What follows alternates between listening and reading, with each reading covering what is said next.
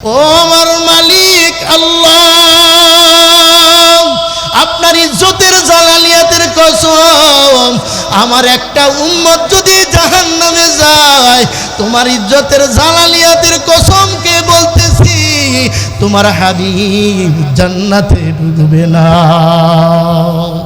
আল্লাহ আমার উম্মতকে বাঁচাও, আমার উম্মতকে বাঁচাও। নবীর জবান দিয়া সেই সময় আসবে, রব্বি হাবিলি উম্মতি, রব্বি হাবিলি উম্মতি। আর 1 লক্ষ থেকে 6 লক্ষ পয়গম্বর জবান দিয়া বাইর হবে নফসি নফসি, হুশ থাকবে না, সবাই খালি দৌড়াদৌড়ি করবে, সন্তানরা মা বাবা ছেড়ে দৌড়াদৌড়ি করবে। ওই কঠিন মুহূর্ত আপনার আমার নবী তোমাকে আমাকে বলবেন না, এই নবীর আদর্শকে গ্রহণ করবা না রে নবীর উম্মত।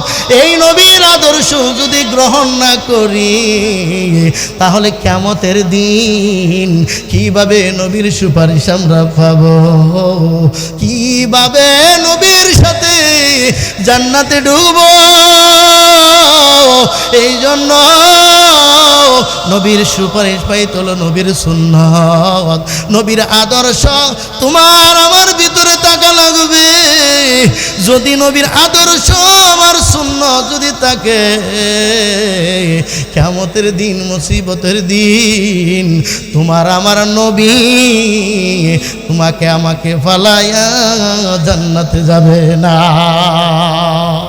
এরপরও যখন নবীজি আর সাহাবায়ে কেরাম যখন আল্লাহ তাআলা বিচার করিয়া যখন জান্নাতের মধ্যে যাবে, আল্লাহ অগণিত উম্মতকে আড়ালে জাহান্নামের মধ্যে ঢুকায় দিবে। নবীর আড়ালে নবী জানে না। এরপরে রেদওয়ান ফেরেশতা নবীজির কাছে এসে বলবে, গো নবীজি,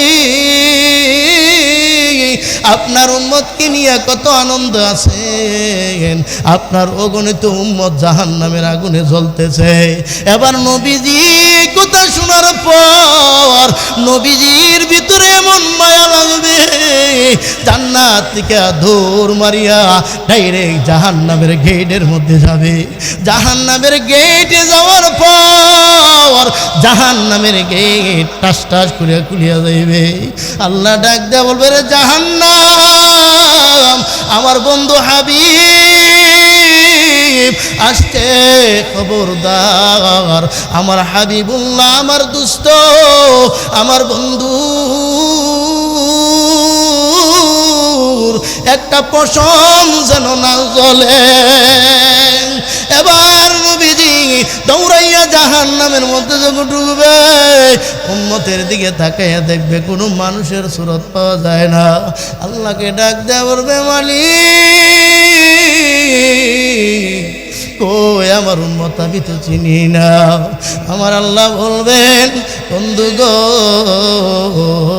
কপালের দিকে তাকায়া দেখেন, কপালের মধ্যে আমার নাম, আপনার নাম দেখেন লেখা আছে কিনা, লা ইলাহা ইল্লাল্লাহু মুহাম্মাদুর রাসূলুল্লাহ। যদি কালেমাটা কপালের মধ্যে লেখা থাকে, আপনি এইগুলো বাছাই করিয়া করিয়া আবে হায়াত কূপের মধ্যে ফেলাইয়া দিবেন। আবে হায়াত কূপের মধ্যে ফেলাইতে দেরি, 16 বছরের যুবক হইতে দেরি নাই। এভাবে উম্মতকে বাহির করতে থাকবে, বাহির করতে করতে করতে করতে নবীজি খালি আনতেই থাকবে। এরপর আবার আল্লাহ বলবেন, নবীজি যদি যারা পরিমাণও যদি ইমান থাকে, আপনি খালি উম্মতকে আনতে থাকেন। এরপর আনার পর আবে হায়াত কূপের মধ্যে যখন ভরাই দিবে, তখন 16 বছরের যুবক হয়ে যাবে। জুড়ে জুড়ে বলেন আল্লাহু আকবার। এই নবীর ভালোবাসার দরকার আছে না নাই? আজকে ঘরে ঘরে শুধু টেবিল আওয়াজ, আর যুবকরা মোবাইল নিয়ে ব্যস্ত, ফেসবুক নিয়ে ব্যস্ত। না রে যুবক ভাই, তোর হাতে দড়ি পায়ে দড়ি, খবরদার তুই আর গুনাহের দিকে যাইও না, নাফরমানিতে যাইও না। কত তোমার মতো যুবক, তোমার বাবা আমার বাবা, আহারে বাবাকে ছাড়িয়া যুবক কবরে চলে গেছে। কথা ঠিক না বেঠিক? আশায় তাই কোনা, আশার নাম বড় ফাঁকি। আশায় আশাই থাকবে, কোনোদিন বাস্তবায়ন হবে না। কথা ঠিক না বেঠিক? এই জন্য পর্দার আড়ালের মা বোনদেরকে আমি বলবো, মাগো কত সুন্দর করিয়া লাল শাড়ি পরিয়া স্বামীর ঘরে আসছো, এটাই তোমার শেষ জীবন না। তোমার জীবন মৃত্যুর পরে শুরু হবে, আর কোনোদিন শেষ হবে না। আজকে ভাবতেছ দুনিয়ায় রং তামাশা করে নেই, মনে যা চাই সেটাই করে নেই, কবরে যা হবার হোক না। এটা মুমিনের কথা নয়। প্রত্যেক আল্লাহওয়ালারা, প্রত্যেক নেককারিনী বান্দিরা শেষ রাতে উঠিয়া আল্লাহর দরবারে কান্নাকাটি করেছেন। কারণ শেষ রাতের আহাজারি ছাড়া, কান্নাকাটি ছাড়া কোনোদিন বুজুর্গ আল্লাহওয়ালা হওয়া যায় না, নেককার আল্লাহওয়ালা হওয়া যায় না। এটা বুখারীর হাদিস প্রমাণ করে। আবু হুরায়রা রাদিয়াল্লাহু তাআলা আনহু থেকে বর্ণনা, রাসূলুল্লাহ সাল্লাল্লাহু আলাইহি ওয়াসাল্লাম বলেছেন, আল্লাহ তাআলা বলেন, যারা আমার ওলিদের সাথে দুশমনি করে আমি আল্লাহ তাদের সাথে যুদ্ধ ঘোষণা করি। এরপর আমি ফরজ ইবাদত দিয়েছি, এই ইবাদতের মাধ্যমে আমার নৈকট্য হাসিল করতে পারে না। কারণ তারা আমার নৈকট্য হাসিল করতে পারবে আমার নফল আমলের মাধ্যমে, নফল বন্দিগির মাধ্যমে। এত বেশি পরিমাণে নফল আমল করতে থেকে বান্দা এমন একটা পর্যায়ে যায়, এমন একটা মহব্বত তৈরি হয়ে যায়, এমন আল্লাহর কাছাকাছি বান্দা হয়, এমন এক মহব্বত তৈরি হয়, বান্দার দুইটা চোখ আর চোখ থাকে না, আল্লাহর কুদরতি চোখে পরিণত হয়ে যায়। বান্দার দুইটা হাত আর হাত থাকে না, আল্লাহর কুদরতে হাতে পরিণত হয়ে যায়। বান্দার পাও আর পাও থাকে না, আল্লাহর কুদরতের পাও পরিণত হয়ে যায়। বান্দার দুইটা কান আর কান থাকে না, আল্লাহর কুদরতি কানে পরিণত হয়ে যায়। আল্লাহ যেদিকে ডান দিকে বলে যা, সেদিকেই যায়। আল্লাহর বিরুদ্ধ কোনো কাজ করে না, আল্লাহর বিরুদ্ধে কোনো কাজ করে না, আল্লাহর হুকুমের মধ্যে জীবনটা ওয়াকফ হয়ে যায়। জুড়ে জুড়ে বলেন সুবহানাল্লাহ। এই জন্য শেষ রাতের কান্নাকাটির দরকার আছে না নাই? এই জন্য কবি বলেন, অতি গভীর হয় রজনী যখন, নীরবে প্রভুর নাম জপিও তখন। প্রভুর করুণা যদি পাইবারে চাও, গভীর রাতে উঠে প্রভুর গুণগান গাও। যদি আল্লাহকে পাইতে চাও, আল্লাহর মহব্বত যদি পাইতে চাও, 2-4 রাকাত তাহাজ্জুদের নামাজ পড়িয়াও আল্লাহর কাছে দুইটা হাত উঠাইয়া যখন ডাক দিবেন, আমার মালিক আল্লাহ, গুনার বোঝা নিয়া আমি নালায়েক বান্দা হাজির, ও আল্লাহ তুমি আমাকে ফলায় দিও না।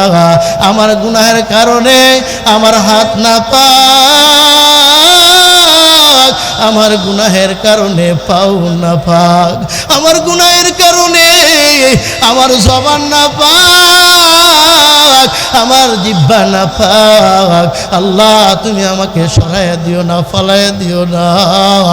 আল্লাহ বড় চিন্তা ভাবনা করে দেখছি রহমতের দরজা তোমার একটা, আমার জন্য কোনো ভিন্ন দরজা নাই। বান্দা যখন তুই চোখের পানি ফালাইয়া গভীর রাতে যখন মহব্বতের সাথে ডাক যখন মারে, আমার আল্লাহ বান্দার সামনে হাজির হয়ে যায়, কুদরতি হাত চোখের উপরে ফলাইয়া দা চোখের পানি মুছতে থাকে আর বলে, বান্দা কান্দিস না, কান্দিস না, আমাকে নরম করার জন্য বান্দার কোনো পৃথিবীতে কোনো জিনিস বানাই নাই। আমাকে নরম করার জন্য, আমাকে রাজি খুশি করার জন্য আমার বান্দার দুইটা চোখের পানি যথেষ্ট। এর বান্দা আর কান্দিস না, আর কান্দিস না, যখন আমার কাছে আসলি আমি তোরে মাহরুম করব না, আমি তোরে ফিরাইয়া দেব না, এই মুহূর্তে তোরে আমি মাফ করে দিলাম। জুরে জুরে বলেন সুবহানাল্লাহ। মায়ার নবী রাহমাতুল লিল আলামিন বলেন, আল মারআতু ইযা সাল্লাত খামসাহা, যেই মহিলা 5 ওয়াক্ত নামাজ আদায় করবে, ওয়াসামাত শাহরাহা, রমজান মাসের রোজাগুলো রাখবে, ওয়া আহসানাত ফারজাহা, নিজের লজ্জা স্থানের হেফাজত করবে, ওয়া আতাআত বা'লাহা, স্বামীর খেদমত করবে, স্বামীর মুখে মুখে থাকবে, ফালতাদখুলান্না মিন আইয়ি আবওয়াবিল জান্নাতি শাআত। মায়ার নবী বলেন, এই মহিলার জন্য 8টা জান্নাতের দরজা খোলা থাকবে, যে কোনো দরজা দিয়ে ইচ্ছা সে জান্নাতে প্রবেশ করবে। এর পর্দার আড়ালের মা, এই গুণে গুণান্বিত হয়ে যাও, যদি গুণে গুণান্বিত হইতে পারো তুমি খাতুনে জান্নাতের সাথে জান্নাতে থাকতে পারবা। আর খাতুনে জান্নাত, জান্নাতের মধ্যে যত মহিলা ঢুকবে সমস্ত মহিলাদের সর্দারিনী আল্লাহ বানিয়ে দিয়েছেন। ভালো করে বুঝো, হিসাব কিতাব মিলাইয়া তারপরে রওনা ধরে মা। আহা কয়দিনের জিন্দিগি রে মা, একটু মনরে বুঝাও। এমন কোনো মাহফিল নাই যে আমার মা বোনরে আমি না ডাক দেই, কারণ তোমরা বড় সম্মানিত, তোমরা মায়ের জাতি। আল্লাহ তাআলা পুরুষের চাইতে তোমাদেরকে 3 গুণ মর্যাদা বৃদ্ধি করে দিয়েছে। এই জন্য প্রত্যেকটা মাহফিলে আমি মা বোনদেরকে নিয়ে কথা বলি, কারণ হলো মায়ার নবী রাহমাতুল লিল আলামিন মেরাজের রাত্রে যখন ঢুকছেন, যখন জান্নাতের দরজায় গেছেন, যায়া দেখে অধিকাংশ গরিব এতিম মিসকিন জান্নাতে ঢুকে গেছে, আর ধনী ব্যক্তিরা, ধনাঢ্য ব্যক্তিরা আটকায় পড়ে আছে, হিসাব দিতে পারে না, জান্নাতেও যাইতে পারে না। আবার অন্য দরজায় গেলেন, তাকে দেখে অধিকাংশ মহিলারা জাহান্নামের মধ্যে ঢুকছে। জিব্রাইলকে বলে, জিব্রাইল এই মহিলারা কেন জাহান্নামে আসছে? আমি জানতে চাই এই মহিলারা কোন উম্মতরা, আমি জানতে চাই মহিলা কার দল। জিব্রাইল বলে, এরাই আপনার উম্মতের অন্তর্ভুক্ত। এই মহিলারা দুনিয়ার জমিনের স্বামীর অবাধ্য করত, স্বামীর সাথে নাফরমানি করত, স্বামীর সাথে কথায় কথায় মিথ্যা বলতো, স্বামীর সম্পদ গোপনে আত্মসাৎ করত। এই জন্য আল্লাহ পাক রব্বুল আলামিন রাগ হইয়া তাদেরকে জাহান্নামে নিক্ষেপ করেছে। এরে মা, ভালো করে বুঝো, তুমি খাতুনে জান্নাতের সাথে চরিত্রটা মিলাও। যদি তুমি খাতুনে জান্নাতের সাথে যদি জান্নাতে যাইতে চাও, তাহলে ফাতেমা রাদিয়াল্লাহু আনহার সাথে তোমার আমল মিলা লাগবে। আর যদি না মিলে, খাতুনে জান্নাতের সাথে হাসর হবে না, জান্নাতেও ঢুকতে পারবা না। ঠিক না বেঠিক? ভালো করে শুনেন, মায়ার নবী রাহমাতুল লিল আলামিন আবার জিব্রাইলকে বলল, রে জিব্রাইল, এখানে তো অনেক পুরুষরা জাহান্নামে আসছে, এরা কারা? বলল, নবী গো, এরা হইল আপনার উম্মতের দল। এরে জিব্রাইল, কি গুনাহের কারণে এরা জাহান্নামে চলে আসছে? বলতো, নবীজি, তারা গীবত শিকায়াত করত, চুগলখড়ি করত, অপরের সমালোচনা করত, এই গুনাহের কারণে জাহান্নামের মধ্যে চলে আসছে। আবার নবীজি ভিন্ন দরজায় যখন গেলেন, আবার যায় দেখে আরেক দল জাহান্নামের মধ্যে প্রবেশ করেছে, জাহান্নামের মধ্যে শাস্তি ভোগ করতেছে। আবার জিব্রাইল বলল, জিব্রাইলকে আবার মায়ের নবী বলেন, এরে জিব্রাইল, এরা কারা আমি জানতে চাই। এবার নবীজি বললেন, এরা হলো আপনার উম্মতের অন্তর্ভুক্ত একটা দল। এরে জিব্রাইল, কি গুনাহ করছে আমাকে বলো, এরা কি গুনাহের কারণে আসছে? এবার নবীজি বললে, এবার জিব্রাইল বলে, নবীজি, এরা হইল এই উম্মতের দল, তারা এতিমের মাল আত্মসাৎ করে খেয়েছে, তারা অপরের সম্পত্তি দখলবাজি করে খেয়েছে, তারা নিজের বোনের সম্পদ আত্মসাৎ করে খেয়েছে। এরা হইল আপনার উম্মতের অন্তর্ভুক্ত। এরে ভাই, ওয়াজ মাহফিল হয়েছে হেদায়েতের উদ্দেশ্য, কিভাবে মানুষ যেন আল্লাহর দিকে আসে। এই জন্য তো ওয়াজ মাহফিল খেল তামাশার জন্য তো ওয়াজ মাহফিল না, কথা ঠিক না বেঠিক। মানুষ যেন দিনের প্রতি উঠে, মানুষ যেন আল্লাহওয়ালা হয়, মানুষ যেন দিনদার হয়, নেককার হয়। এই জন্যই কষ্ট করিয়া, এই পরিশ্রম দিয়া এই ওয়াজ মাহফিলের আয়োজন করা হয়েছে। মনটারে বুঝাইয়া বস, আর মনকে বুঝাও রে মন, হয়তো আমার জীবনের শেষ মাহফিল এটাই হতে পারে। আগামী বছর আমি আপনাদেরকে বয়ান করে শোনাবো, আমার বয়ান শুনবেন আর আপনারা বসে থাকবেন। বহু দূরের কথা, কার জানি মৌতের নিশ বাড়ির দরজা হাজির হয়ে যায়। আমাদের সামনে মা বাবা, দাদা দাদু, নানা নানু একের পর এক নিজের হাতে কবরে রাখতেছি, এরপরও আমরা এদের দিলের মধ্যে বসাইতে পারি না। যেমন একটা দিন আসবে, এরকম আমাকে হতো সাজাইয়া করাইয়া অন্ধকার কবরে নিয়ে যাবে।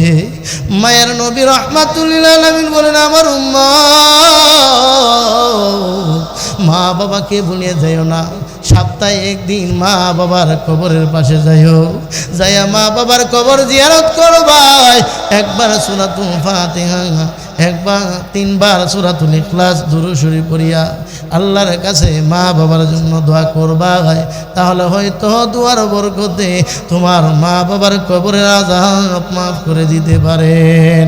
জোরে জোরে বলেন সুবহানাল্লাহ। এরে যুবক ভাই, এরে পর্দার আড়ালের মা,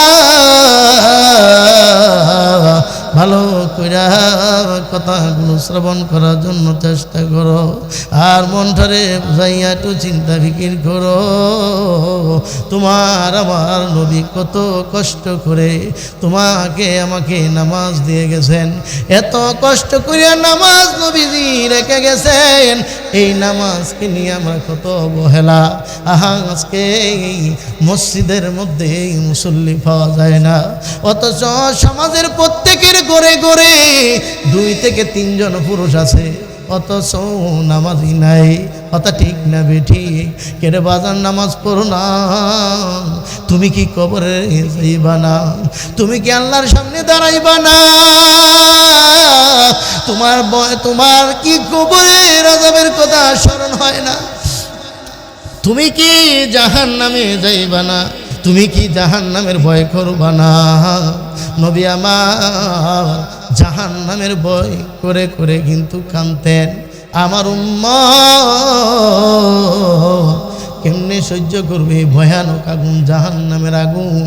আজকে আমরা দেখি দুনিয়ার আগুনের চাইতে 70 গুণ তাপমাত্রা বেশি জাহান্নামের আগুন।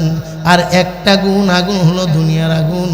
এই আগুনটা কিন্তু জাহান্নামের তুলনায় কিছু না। এরপরও এই আগুনের দ্বারেও কাছে যাইতে পারি না। কারণ কি, এইটা এত তাপমাত্রা আমাদের কাছে মনে হয়। আল্লাহ বলেন, বান্দা না না, এই আগুনটাকে আমি ফেরেশতার মাধ্যমে জাহান্নাম থেকে যখন আমি নিয়ত করেছি বান্দা বান্দির উপকারের জন্য, আমি আগুনটা দুনিয়ার জমিনে পাঠাবো। আমি আল্লাহ ফেরেশতাদেরকে অর্ডার করছি, এরে ফেরেশতারা এই আগুনটা দুনিয়ার মধ্যে এইভাবে ছেড়ে দিবা না, তাহলে তারা রান্না করে যাইতে পারবে না, পাক করে যাইতে পারবে না। এই আগুনটাকে সমুদ্রের পানির মধ্যে 2 বার সুবানি দিয়া ঠান্ডা করিয়া দুনিয়াতে দাও, তাহলে তারা পাক করিয়া রুটি ছেঁকা দিতে পারবে, ভাত রান্না করতে পারবে, তরকারি পাকাইতে পারবে। না হয় যদি ডাইরেক্ট জাহান্নাম দিয়া দেয়া দাও, তাহলে আগুনের তো পাওয়ার তাদেরকে আগুনে গ্রাস করে ফেলবে, তারা উপকারে আসবে না।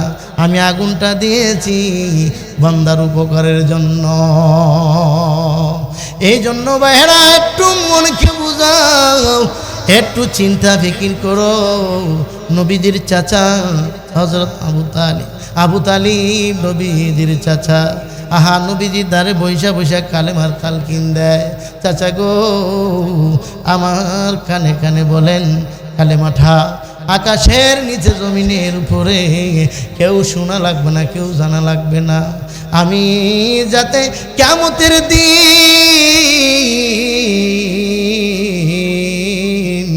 সুপারিশ করতে পারি, জাহান্নাম থেকে বাহির করে জান্নাতে যেন নিয়ে আসতে পারি।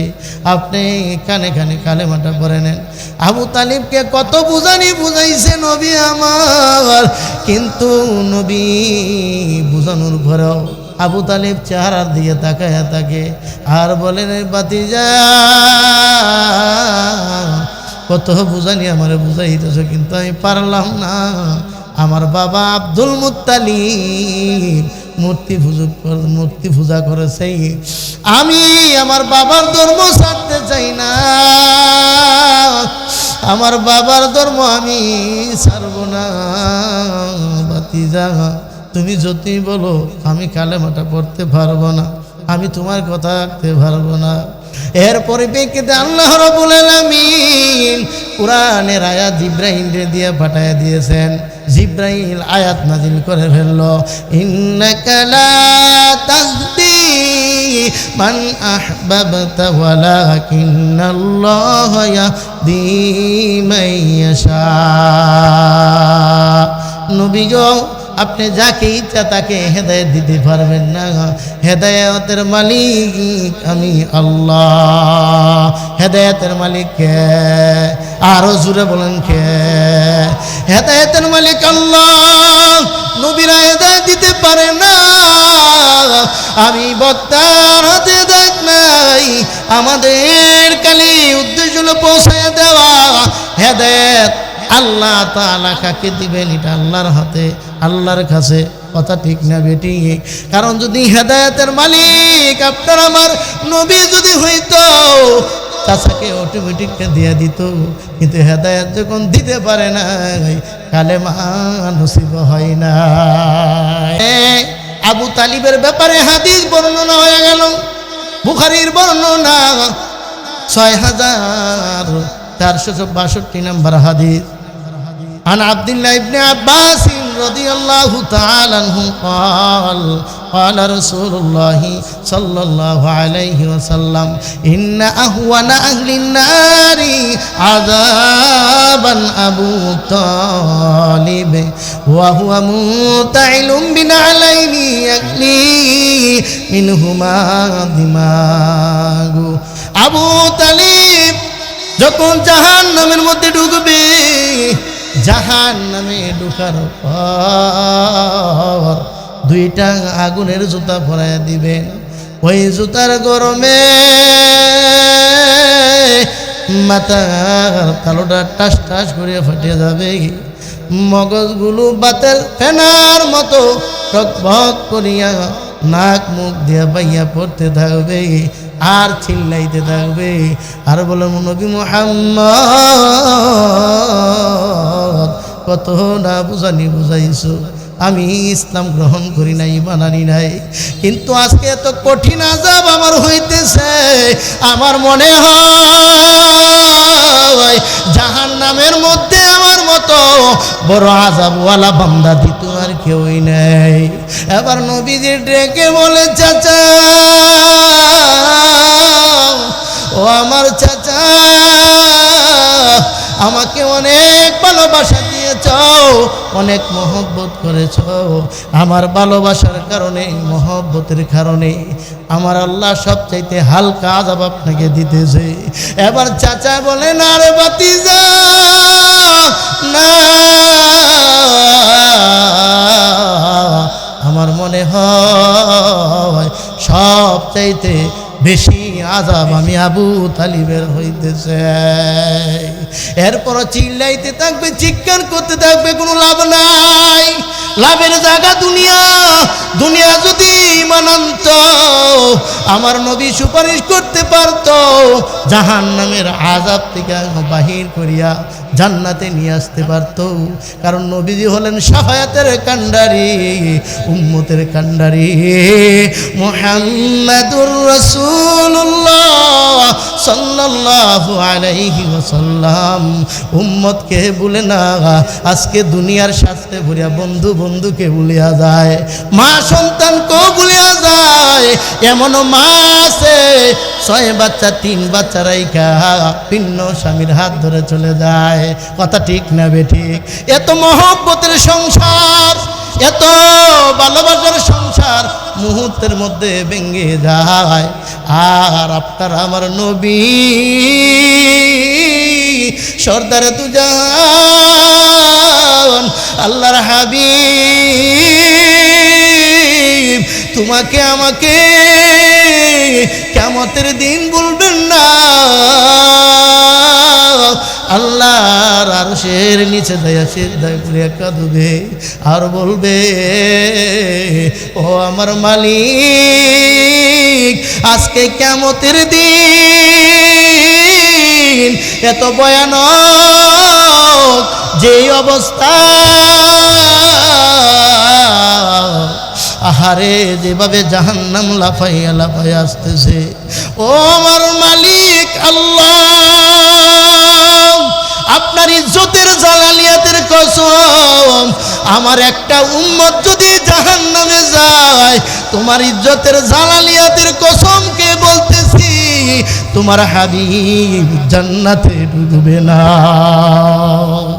আল্লাহ আমার উম্মতকে বাঁচাও, আমার উম্মতকে বাঁচাও।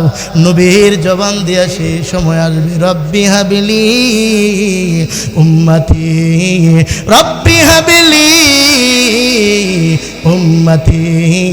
আর 1 লক্ষ থেকে 6 লক্ষ পয়গম্বর জবান দিয়া বাইর হবে, নফসি নফসি, হুশ থাকবে না, সবাই খালি দৌড়াদৌড়ি করবে, সন্তানরা মা বাবা ছেড়ে দৌড়াদৌড়ি করবে। ওই কঠিন মুহূর্ত আপনার আমার নবী তোমাকে আমাকে বলবেন না, এই নবীর আদর্শকে গ্রহণ করবা না রে নবীর উম্মত।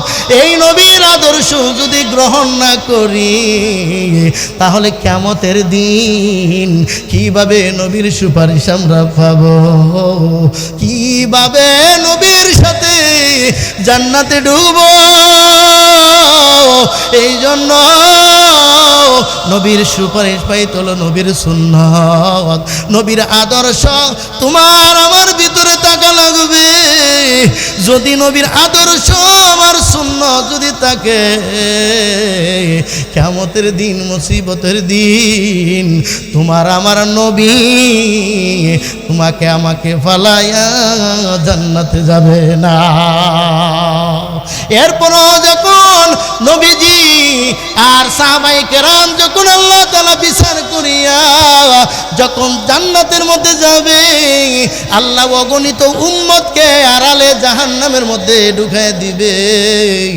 নবীর আড়ালে নবী জানে না।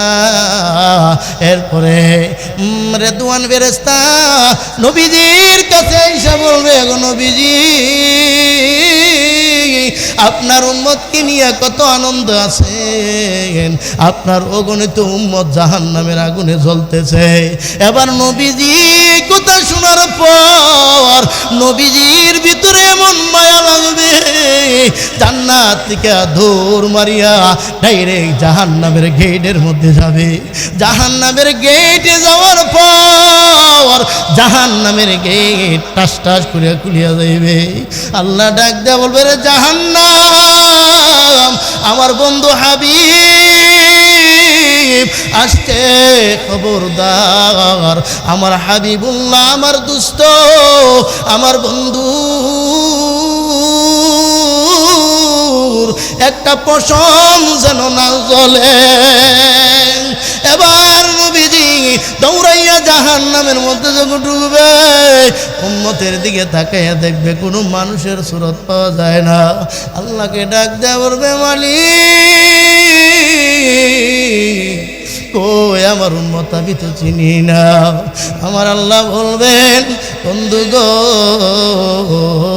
কপালের দিকে তাকায়া দেখেন, কপালের মধ্যে আমার নাম, আপনার নাম দেখেন লেখা আছে কিনা, লা ইলাহা ইল্লাল্লাহু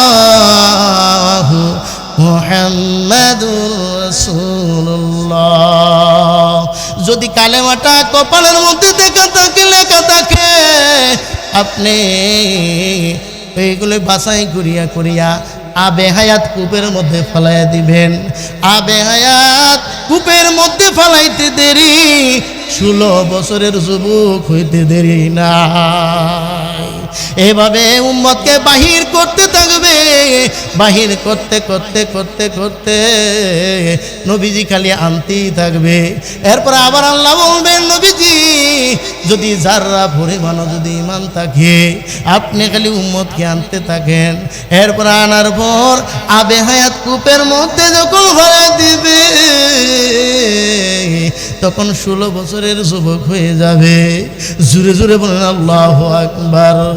এই নবীর ভালোবাসার দরকার আছে না নাই? আজকে ঘরে ঘরে শুধু টিভির আওয়াজ, আর যুবকরা মোবাইল নিয়ে ব্যস্ত, ফেসবুক নিয়ে ব্যস্ত। না রে যুবক ভাই, তোর হাতে দড়ি পায়ে দড়ি, খবরদার তুই আর গুনাহের দিকে যাইও না, নাফরমানিতে যাইও না।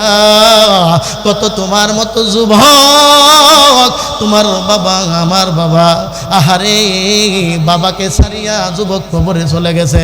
কথা ঠিক না বেঠিক? আশায় তাই কোনা, আশার নাম বড় ফাঁকি। আশায় আশাই থাকবে, কোনোদিন বাস্তবায়ন হবে না। কথা ঠিক না বেঠিক? এই জন্য পর্দার আড়ালের মা বোনদেরকে আমি বলবো, মাগো কত সুন্দর করিয়া লাল শাড়ি পরিয়া স্বামীর ঘরে আসছো, এটাই তোমার শেষ জীবন না। তোমার জীবন মৃত্যুর পরে শুরু হবে, আর কোনোদিন শেষ হবে না। আজকে ভাবতেছ দুনিয়ায় রং তামাশা করে নেই, মনে যা চাই সেটাই করে নেই, কবরে যা হবার হোক না। এটা মুমিনের কথা নয়। প্রত্যেক আল্লাহওয়ালারা, প্রত্যেক নেককারিনী বান্দিরা শেষ রাতে উঠিয়া আল্লাহর দরবারে কান্নাকাটি করছেন। কারণ শেষ রাতের আহাজারি ছাড়া, কান্নাকাটি ছাড়া কোনোদিন বুজুর্গ আল্লাহওয়ালা হওয়া যায় না, নেককার আল্লাহওয়ালা হওয়া যায় না। এটা বুখারীর হাদিস প্রমাণ করে। আবু হুরায়রা রাদিয়াল্লাহু তাআলা আনহু থেকে বর্ণনা রাসূলুল্লাহ সাল্লাল্লাহু আলাইহি ওয়াসাল্লাম বলেছেন, আল্লাহ তাআলা বলেন, যারা আমার ওলিদের সাথে দুশমনি করে আমি আল্লাহ তাদের সাথে যুদ্ধ ঘোষণা করি।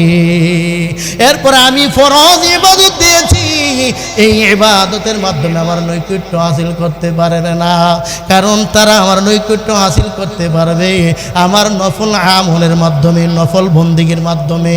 এত বেশি পরিমাণে নফল আমল করতে থেকে বান্দা এমন একটা পর্যায়ে যায়, এমন একটা মহব্বত তৈরি হয়ে যায়, এমন আল্লাহর কাছাকাছি বান্দা হয়, এমন এক মহব্বত তৈরি হয়, বান্দার দুইটা চোখ আর চোখ থাকে না, আল্লাহর কুদরতি চোখে পরিণত হয়ে যায়।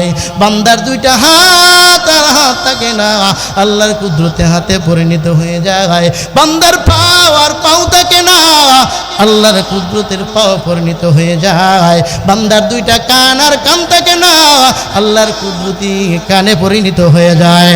আল্লাহ যেদিকে ডান দিকে বলে যা সেদিকে যায়, আল্লাহর বিরুদ্ধে কোনো কাজ করে না, আল্লাহর বিরুদ্ধে কোনো কাজ করে না, আল্লাহর হুকুমের মধ্যে জীবনটা ওয়াকফ হয়ে যায়। জুরে জুরে বলেন সুবহানাল্লাহ। এই জন্য শেষ রাতের কান্নাকাটির দরকার আছে না নাই?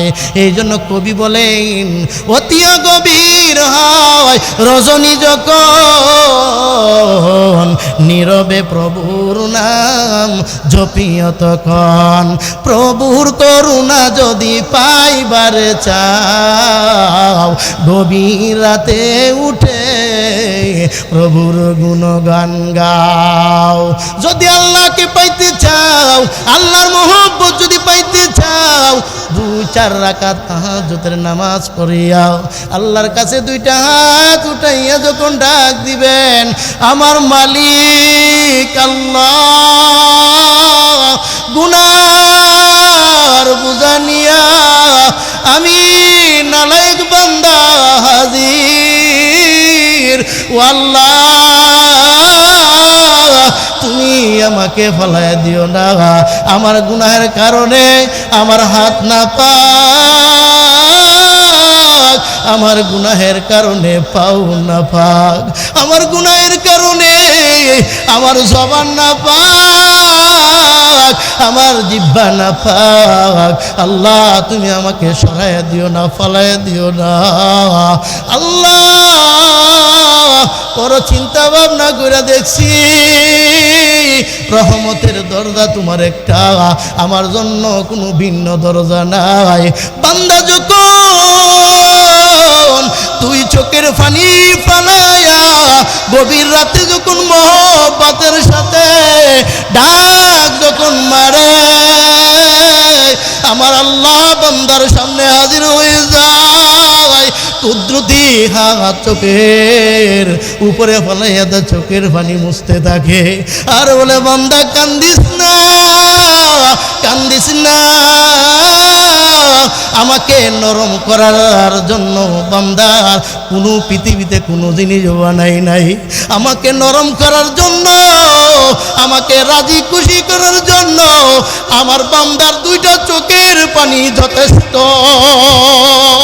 এর বান্দা আর কান্দিস না, আর কান্দিস না, যখন আমার কাছে আসলি আমি তোরে মাহরুম করব না, আমি তোরে ফিরাইয়া দেব না, এই মুহূর্তে তোরে আমি মাফ করে দিলাম।